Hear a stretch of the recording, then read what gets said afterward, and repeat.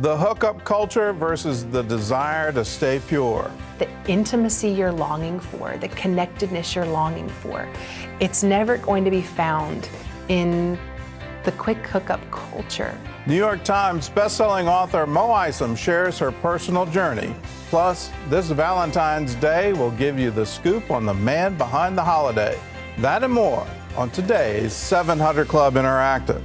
Well, welcome to the show. It's Valentine's Day, and a special Valentine. I've got Ashley Key here. She's part of the Social Sisters. You may have seen her on our Facebook page. And she's here to talk about Valentine's, but most importantly, to promo her show that's going to air tonight on the CBN News Channel, Unhooked, How to Be Holy in a Hookup World. And we're all looking forward to that. So welcome to the show. Thank you so much for having me, Gordon. Okay. Well, it is Valentine's Day, and if you have a significant other and haven't yet bought that special gift, well, time is running short and you need to be running out. Yes, time is running short, and most people think of Valentine's Day as a celebration of romance, highlighted by flowers, candy, and cards, but in reality, the holiday is rooted in something entirely different.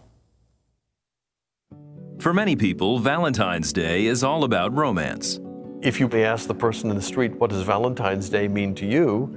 All it means is heart-shaped box of chocolates and a nice dinner with your beloved and sending cards and so forth.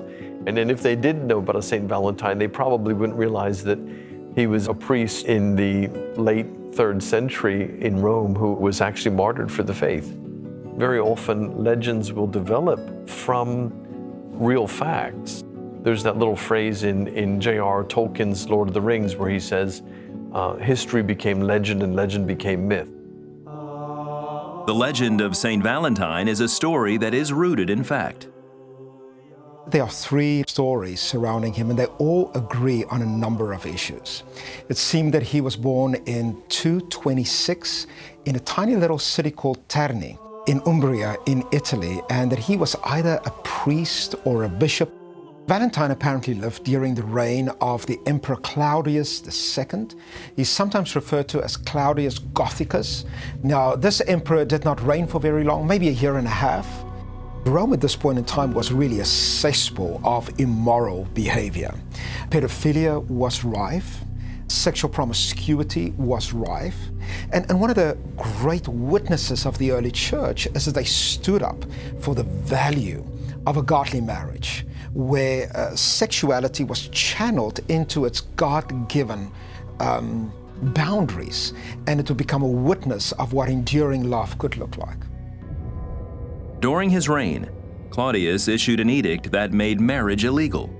There was an invasion of Goths towards Rome, and they needed a lot of people to go to war. And it seemed that the rule was that once you were married, you were given freedom not to go to war. And Valentine would not only convert the people, but secretly marry them so that they could indeed stay at home. Valentine was arrested and brought to Rome. While he was being held captive, he presented the gospel to his jailer, the judge Asterius. So the judge said to him, well, if this indeed is true, I want you to prove it. And he brought one of his adopted daughters, who happened to be blind, the one legend says. And what happened is that Valentinus, or Valentine here, laid his hands upon this girl, and she was healed immediately. Another legend says that before he was executed, he left a note for the girl signed, "Your Valentine." Some say this led to the practice of sending Valentines on February 14th, the day he was beheaded. All the legends seem to agree that Valentine was martyred on the 14th of February in 269. Therefore, that was the day associated with him when the church would celebrate and thank God for his life. So Valentine's Day didn't start out as a romantic holiday. We do need to recognize that this day, the 14th of February, was already connected with Valentine from the 4th century, already from that time onward. And right from the beginning, this celebration had more to do than just a celebration of romantic love. And the church's commitment to Valentine to honor this example of Christian marriage and sacrifice and martyrdom and the healing of other people and the spread of the gospel was from the beginning a commitment to what Christian marriage could be like in our world and the message that it brings to a broken world. Valentine's Day represents more than flowers and candy. It's about what's in our hearts and the heart of Christ. When we see those hearts on Valentine's Day, we can remember that that heart also has some connections back to the heart of Jesus and to God's love for us. And we can remember that the source of all love and the source of self-sacrifice and love for each other is rooted in God's love and in the witness that St. Valentine actually made for that love. For Christians, marriage is more than just a union between a man and a woman. For Christians, marriage is a holy parable of the love of Christ towards His church. It's a visible sermon about what holiness and purity could look like in our lives. We should celebrate what true sacrificial love looks like in a broken world. And ultimately, it should be a day that we celebrate the commitment of Christ who gave His life for His church. It should be a day of evangelism. It should be a day where we celebrate the power of true love to change our world. It is a Christian holiday. One of the great martyrs of the church during one of the great persecutions before the Edict of Toleration. And you look at this history, and we've gotten far away from it, haven't we? I mean, we've gotten to a level where it's more a celebration of, I think, dating than it is of marriage and the sacrament of marriage. You know, marriage really is two people that say, we agree together to sacrifice our lives for the sake of our commitment to our marriage. Yeah, it's definitely powerful. Yeah. I mean, who would have thought that passing out cards in kindergarten would actually represent Jesus? I mean, that's pretty awesome if you think about it. Be my Valentine. Yeah, that's incredible. It really is. So you did that in kindergarten? I do believe I did. You did? It's kind of a big thing, yeah. Yeah. It's a big holiday. Yeah. All right. Time to evangelize. Well, up next, living in a hookup culture. We want to separate things and do what we want when we want it and separate it from what God actually intends. And then we struggle when the brokenness of these things collides back together. Author and speaker Mo Isom talks about her year-long intimacy fast with Ashley. Hear what she learned about herself and about God right after this. Mo Isom is a New York Times best-selling author and speaker. Now a wife and mother, Mo has been transparent about her past mistakes, especially in the area of sex and dating. She recently sat down with Ashley to discuss a life-changing year-long pledge she made with God. Hi, Mo. Hi. Thank you so much for being with us. This is seriously a moment in my life where I'm like, I gotta go home and just like thank Jesus, because your testimony has truly changed my life. So I thank you so much for sharing that. So your first book was Wreck My Life. Yes. In Wreck My Life, you kind of talk about taking an intimacy fast, which you dubbed, what did you call it? I called it Kissless Till Next Christmas. I love it. The one that I did, I just called it an intimacy fast. Yeah. It didn't have the cute name. Well, I needed a blog title, so it was it worked. Tell me a little bit about that. You know, I said I kind of stepped back and looked at life and asked God, dismantle what you need and rebuild it. One of the first big things that He brought up to my heart was my sexuality. You know, the very obvious on the surface relationships that I was pursuing and physical things that I was doing and all that entails, but it was also the under the surface, this reckoning with who I was in His sight, who I was as a woman, where I needed to kind of put on the blinders and spend time with Him. Yeah. And I came across the scripture that talks about love the Lord your God with all your heart, all your soul, all your strength, all your mind. And suddenly that all took on a new form to me. It became really non-negotiable. And so I was like, what does that mean? What does that mean? And what He just sort of whispered to my heart and kind of coaxed me into is He's like, I want all of you. Yeah. I want all of you. Yeah. And I want you to know all of me. And so give me 1 year. I just put up some really firm boundaries. Yeah. I said, you know what? If I'm going to be in a monogamous relationship with God, I need to treat this relationship like I would if I was in a monogamous, committed relationship with a person. That's good, yeah. So I'm not going to flirt with anybody else. I'm not certainly going to be physical with anybody else. I'm not going to seek the affirmation of anybody else. Yeah. It was truly a putting on of like the blinders. God, I'm going to fix my eyes on you, fix my heart on you, and I will treat everybody else as if I was in a committed monogamous relationship. When I was able to step away and say, okay, just me and you, God, it was really tender. Yeah.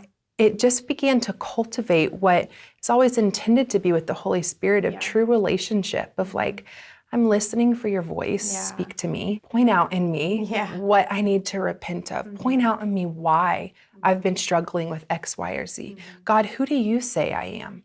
And who are you truly? And when we get in the Word, when we are in a state of fasting, it's beautiful because it just shifts your perspective. Exactly, yeah. And as I started to just process and pray through that, He began to draw up every name of every individual I had given pieces of myself away to. And He just convicted my heart. You've never once brought these names before me. You've never once brought them to my throne. You've never once sought forgiveness. You've never once extended forgiveness. See, I think a lot of the times when we start to move, we want new year, new me, like let me reset my focus. I'll do this fast. It's a me-focused act. But fasting's never intended to be me-focused. It's intended to be God-focused. And if we set our eyes on the cross, we see the ultimate model of chain-breaking grace, and that's forgiveness. And so really, that was probably one of the hardest parts of the year, but it was incredibly healing in that I reached out to individuals I'd been involved with, or I extended forgiveness, or I sought forgiveness, or truly, if it was someone I couldn't even remember from like a drunken college get-together, I just even brought that before the Lord. I'm like, you know who they were, I don't. Well, hooking up, as you know, is totally just our culture today. What the flesh wants, it's carnal, it's quick, it gives us satisfaction. I think we try really, really hard to convince ourselves that, we can hook up in a detached manner. We have become this culture of like compartmentalized conscience. We want to separate things and do what we want when we want it and separate it from what God actually intends. And then we struggle when the brokenness of these things collides back together. The Word calls us to die to our flesh. The Word calls us to sideline happiness or quick satisfaction for holiness and for the standard of God. What would you say to someone out there who is involved in the hookup culture and they're just not sure how to do that, or they're feeling like they can't change their ways? What would you say to someone? I would just speak hope over that individual to say they know the convictions they wake up with that Sunday morning when nothing actually fulfilled outside of the temporary on Saturday night. And they know that hole that runs much deeper than the longing for a boyfriend or girlfriend. They know that hole that is deeper in them of longing for true connectedness. And yet they feel like it can't be with God. I'm disqualified from that. It's been too long, too much, too broken. If these two chicks even knew the extent of what I have done or how far, or the repercussions I've seen, they wouldn't be so easy to just casually talk about a fast. Oh, but man, all I would have needed to hear would be someone to say His mercies are new every morning. I love that, yeah. So in closing, what would you say to all of the single ladies and gents out there? What is your prayer for them in today's kind of crazy culture, where it makes it kind of hard to be single sometimes? It does. My prayer is that they would be still and know that He is God. Psalm 46:10. Know that you are seen, you are known, you are loved. And truly, I would challenge them to rise up in that. Let that stir something inside of you. To know that you were created with purpose and that your identity is sure. You're an image-bearing creation of God. and that the intimacy you're longing for, the connectedness you're longing for, it's never going to be found in the quick hookup culture. Yeah. It's solely and only ever going to be found in the person of Jesus. But I would pray that they would rise up really boldly in a culture where it's really hard to be bold. I would love to see a generation look different. Yes. Oh, Come I would on. love to see a generation look Yeah. different, because they're not so easily swayed by what the masses are doing around them. They're more easily swayed by the things that are eternal. Also, I just like feisty, bold people, and I'm so tired of everyone looking the same. We love that about you. Mo, thank you. Seriously, thank you so much for being here. I know that you are going to bring such fire and truth to so many souls out there that are watching this. So thank you so much for being here.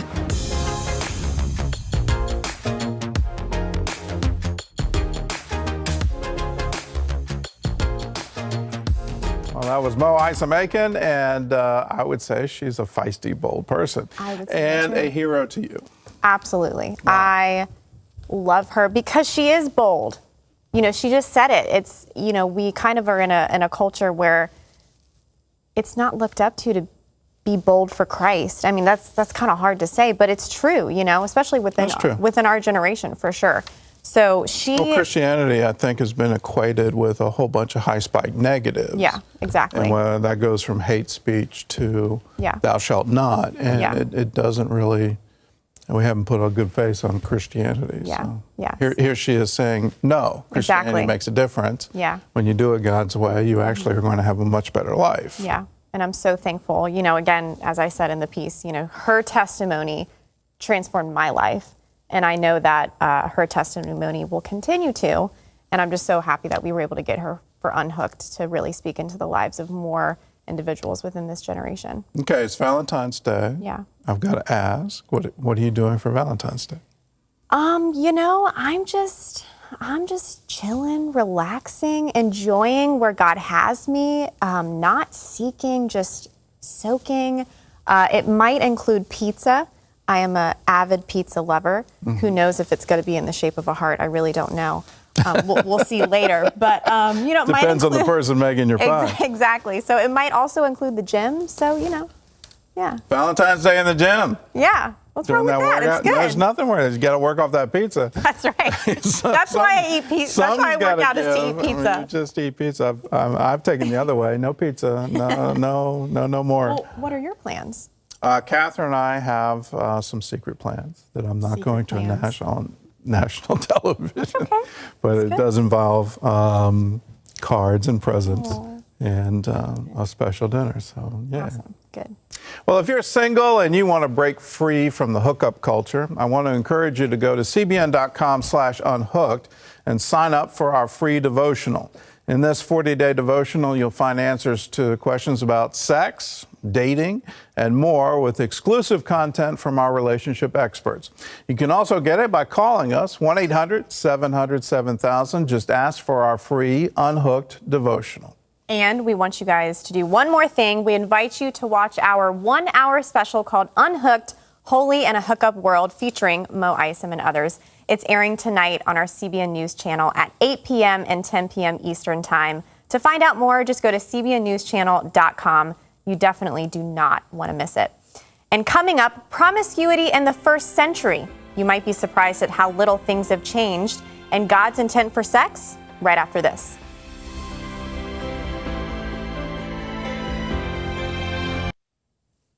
The hookup culture is a fairly new trend here in the U.S., but sexual sin is nothing new. Christians have faced cultural temptations since the first century, and as historical theologian Dr. Dale Coulter tells us, promiscuity has always been an empty attempt to find fulfillment.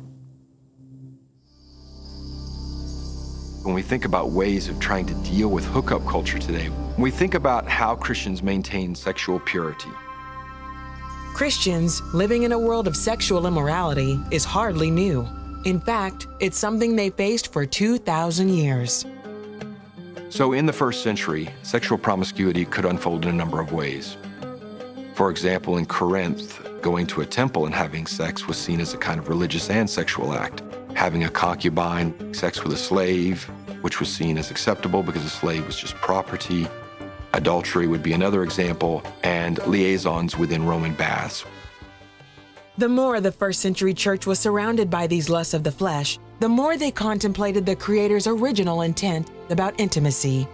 When early Christians thought about how humans were designed, they were made to be lovers. The love that they were given was there to point them in a direction. It was an arrow, and that arrow had a home for it. The home that love seeks is something that is absolutely stable. There's a restlessness that we have as a result of being unstable. Augustine puts it this way in the beginning of his Confessions: "O Lord, you have made us for yourself, and our hearts are restless until they rest in thee." Love's arrow ultimately is pointing us toward God as the ground of our existence, because God never changes. So love points us toward God. Early church leaders knew finding peace in healthy, stable relationships doesn't always come easy. Discipline requires purpose. As you look at the history of Christianity in the early church and how it tried to help with sexual promiscuity, there's more and more a move to begin to think about where you're going in life in terms of calling and gift. Celibacy becomes an important option, singleness and celibacy, and that becomes a calling and therefore a gift. Celibacy as a calling bears witness to the fact that sexuality doesn't define all that we are. It is a visible witness to that. While many singles today regard marriage as the secret to fulfillment, that can be painful and even harmful for those desperately seeking a partner. Really, it would be better to think of following Christ as the gold standard. And in following Christ, you received a series of callings. And some of you were called to marriage, and some of you were called celibacy.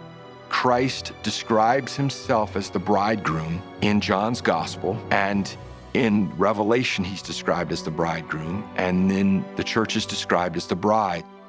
It's in our union with Christ that we find our ultimate fulfillment, that love's arrow finds its true home in him. And when it finds its true home, it's liberated from having to find another home, because we're made to be lovers. So how do Christians discover our calling in the midst of a hookup culture? The answer is confidence, not just in ourselves, but in the one who made us.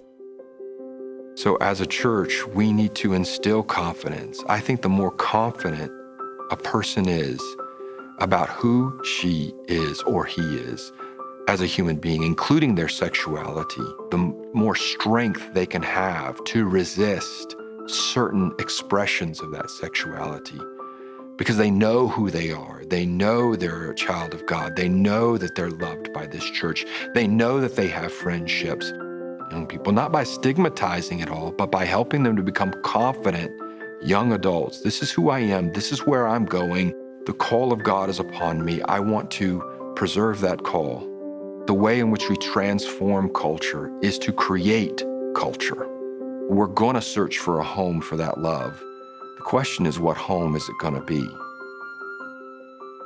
I love to remind people that Christianity was birthed in a promiscuous culture. All you have to do is look at the letter to the Corinthians, the two letters to the Corinthians. And Corinth was sort of the ancient world's version of Vegas. There was all kinds of things going on there. It was a seaport town. You can go to the ruins of the city, and they're still having the pavement direction signs showing you where to go to find the prostitutes. So you look at our current culture, a hookup culture, a casual sex culture. What Mo described is you can have sexual encounters, you don't even remember the name.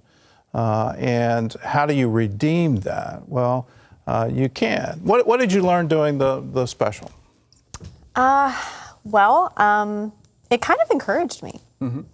Because exactly what you said, that Christianity was birthed in a time where promiscuity was rampant, and so it gives... considered normal. And considered normal, and you would go to a sanctuary and have sex. I mean, it's encouraging to me because I look at our culture today and it does uphold fleeting romance and one-night stands and hooking up with one another. But it's encouraging. We can overcome with Christ, Yeah. Good. Well, the special's on tonight. All you have to do is go to the cbnnewschannel.com and you can find out. It's going to air at 8 p.m. tonight. I encourage you to watch it. It's absolutely free. Here's a verse from Jeremiah. I have loved you with an everlasting love. Therefore, with loving kindness, I have drawn you. God bless. We'll see you again.